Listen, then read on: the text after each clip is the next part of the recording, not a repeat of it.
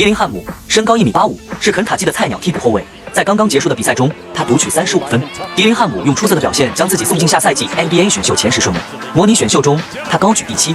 高中时期，他是全美球风最丝滑的后卫，但在承诺肯塔基这所篮球强校后，并没太多人看好他，觉得他偏网红的球风是很难立足的。赛季至今，他几乎打了所有人的脸。替补出场，可以场均拿下15.3分、3.9助攻、1.7抢断，3分命中率高达41.3%。